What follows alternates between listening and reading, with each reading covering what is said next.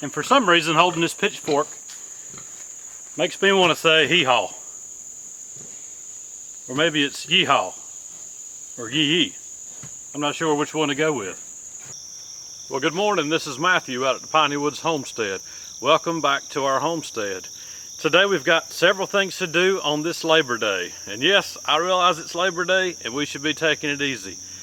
But when you're on a homestead, there's things to get done. And so today we're going to take you around as we move the meat chicks for the first time in their chicken tractor, get them onto some clean grass. We're also going to go take care of Rosie, get her fed. She's in her new farrowing area. She's trying to get used to it and get comfortable with going into that new farrowing barn. Lord willing, she'll get on in there and get really comfortable, start making a nest here pretty soon. We'll go up and check the grapes. I think we got wiped out by the birds. They just killed us this year. I think next year we're going to have to put some netting on them. We haven't ever had that problem before, but this year it just was a problem. We're also going to pick some peas. We're going to get those field peas out of the raised beds and get something planted behind it for the fall. We might even get around to milling some lumber because there's a big project that I've got to get started on and I'm going to need quite a bit of lumber. So we may try to get to some of that today. It just depends on how much I want to do on this Labor Day. But guys, thanks for hanging out with us. And I'll pause real quick because I just want you to hear the sounds of nature, God's creation, as it's waking up.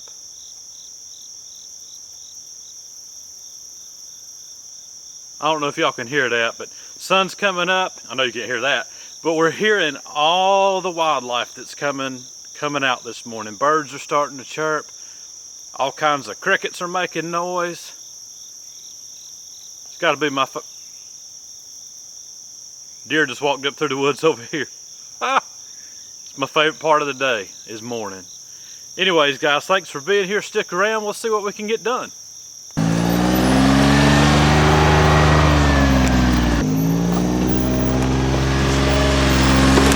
There might be bears in them woods. I don't know if y'all can see this on the camera, but I noticed this the other day coming down here taking care of Rosie. There's claw marks up this tree, mighty big ones too, and they go up about 20 feet, and they're spaced out just right for a decent sized black bear. I don't know if you can see them or not. Tell me what you think. Because I know we've had them out here before because we found their scat. Shovelfuls of it. Let's get on down here right quick and get Rosie fed. She's up, she's ready to eat. I can hear her from all the way up here at least the shop, and that's quite a ways. So we'll get on down here and take care of her this morning. Got to keep that mama happy.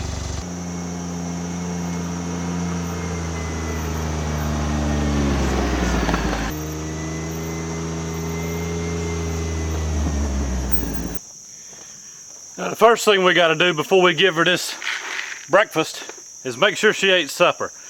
We took out her black feed pan that she's been eating out of for quite a good long time now, and she's stubborn. She just won't commit to the new feed pan that's mounted inside the farrowing barn. But we're going to look in there and see if she got on in there last night because her belly was growling. That's going to be a negative. You better get on in here and eat your breakfast. You better get on in here and eat your breakfast. Look here, girl. It's time to eat. Come on in here. Come on in here. Come on. Yeah. Come on. Look here. You just got a little bit further to go to get to that feed pan. I'm not the feed. Get on over there to that feed pan, girl. Alright, y'all, so Rosie reluctantly came on up into her little farrowing barn to eat breakfast. I scattered a little bit of feed on the ground right in front of her pan, so she started getting more used to the area. Her belly's going to dictate where she goes. She's hungry, so she's going to come in there. Just want her to get more comfortable with it. But since she's eating breakfast, we're going to get on up here to these meat chickens and get them moved to some clean grass and let you see how we do that. So before we get on to moving these chicks, I want to show you a little tip real quick, something that we do. If you'll notice inside the feed bucket, there's gray flecks. What that is gravel. We feed them all different shapes of small and tiny gravel, grit. And what it does is it helps break down that already fine feed so that they can get every bit of nutrient out of that food and convert it to meat. That's one way that we get a larger Ranger chicken than most people in only 9 weeks on pasture. So that's a little tip for you. All right, remember, no stress. Well, I can chew them.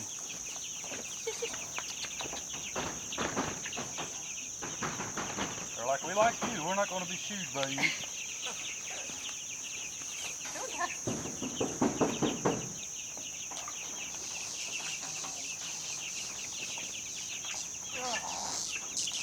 Yeah, I know. What you got to get right on the corner for? Hey, I put feed down for you. They want to get right in the freaking rail. I know.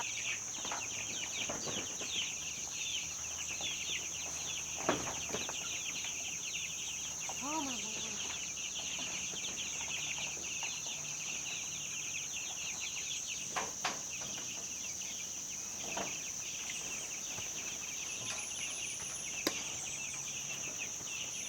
Looking good.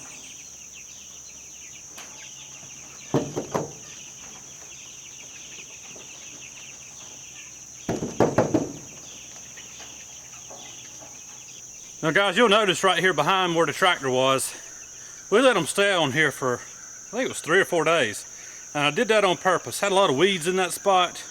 I wanted them to scratch it down good so I can come back behind them and throw some grass seed. See y'all, we take the water down whenever we're moving them, and we raise that feeder up. And the reason that we do that was we don't want anything hitting these babies as we're moving them. And they'll get better, they'll get better and better at moving as they learn every day, every 2 days when we move them. And get these babies some breakfast.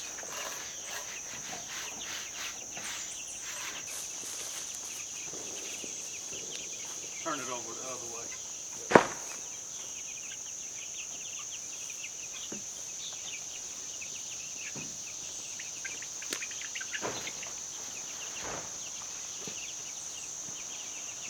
There you go.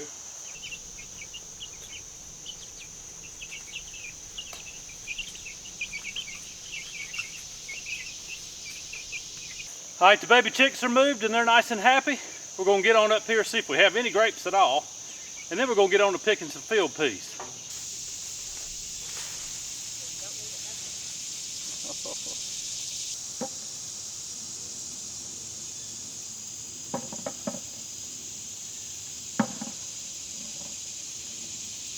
Well, Grape Harvest 2021, the birds beat us to it.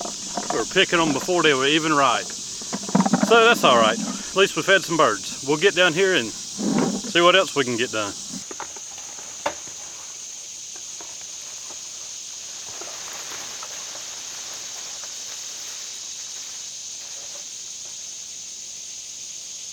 This is a tangled up mess.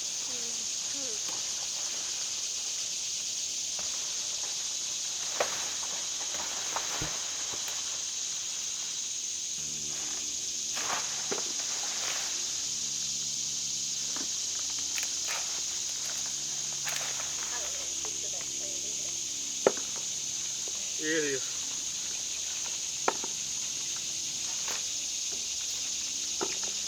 Spider web.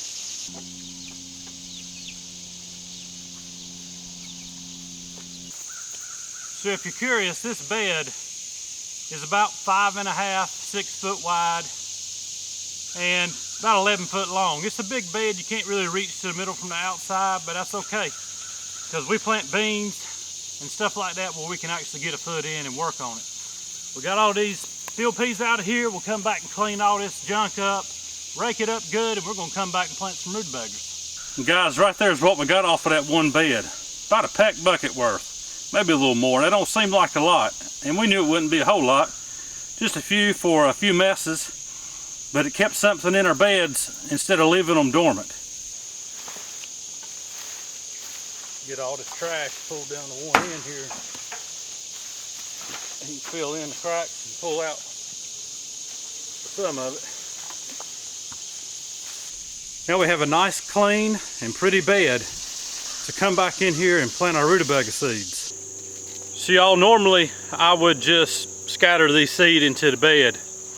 This is a rutabaga that we got from Hoss Tool, but I've only got 100 seeds. So I'm going to actually make a few little rows or furrows and get these seeds planted out nice and evenly spaced. And y'all, one thing I forgot to mention, I went up there to the freezer and spent about 10 minutes going through all of our seed till finally Lisa came up and was upset with the hot mess I had made of her nice organized seed packets. So I got into a little bit of trouble, but you always want a good woman to come behind you and look. Maybe just let them go first, because they see stuff that us men just look right past. All right, so I just take my hoe, a good hoe, put it on an angle like that, take the tip of it, and make me a real slight furrow all the way down the bed. You should be able to see I got some furrows in there. We don't want them deep at all. We'll plant these seeds kind of on the edge of the furrow. That way when we cover them up, this seed ain't going to be more than 1/4 inch deep. This will give you an idea of the size of these seeds. About like BB shot. Actually smaller than that. There's a dead snake. No, he ain't dead. Oh. He's dead now.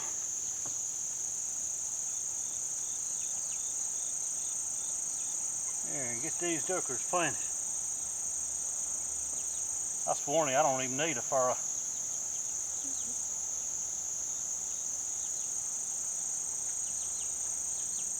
I'm just going to push them down with my finger. Alright, so we got all the seed planted. Now we'll come back and water it in real good.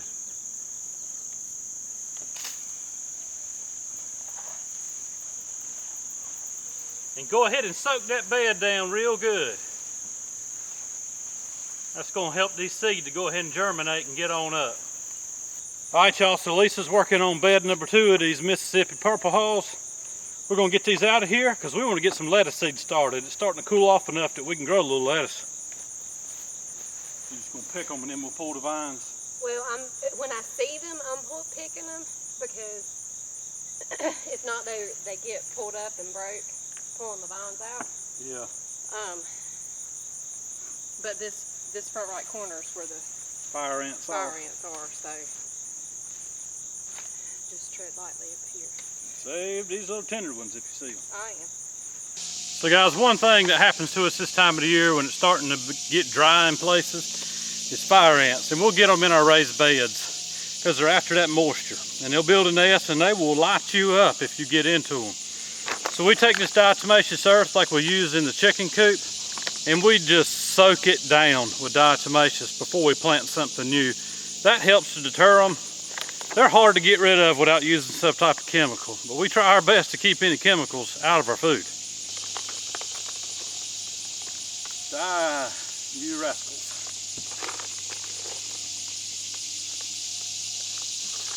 Alright, so we got that in there, and while Lisa's up at the house getting her a salad fixed for lunch, I'm good. We had French toast this morning and I ate too much of it, so I got enough fuel to keep going. I'm gonna go hook to my trailer, bring it up here and load up some of these vines from the field peas. Rosie will love snacking on those.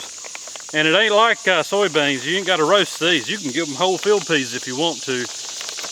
Full of protein, give them some good fiber from the vines, and they'll love it. Be a good snack.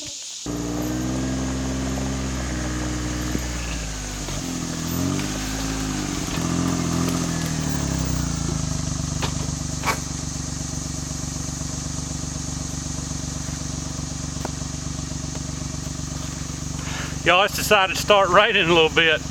I was wondering why it was so awful humid. It's because it's raining. So let's see if I can get this trailer hooked up. I'm gonna have to take a little rain break and we'll get back at it. All right, the rain delay's over with. It's just sprinkling a little bit. I believe I can get out here and get back to work.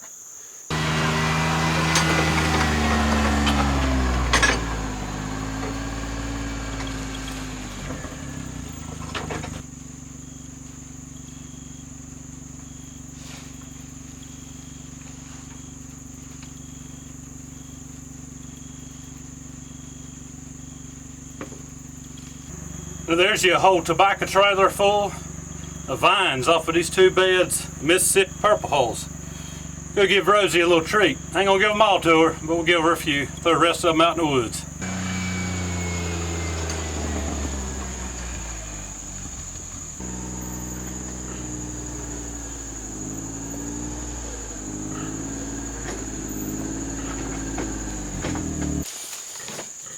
Now let's get this old girl a treat.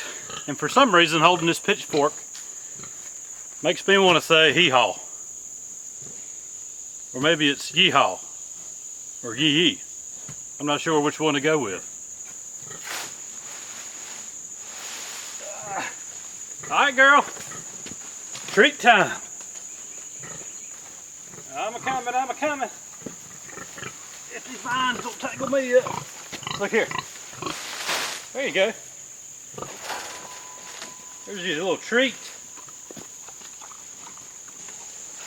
All right. There you go, girl.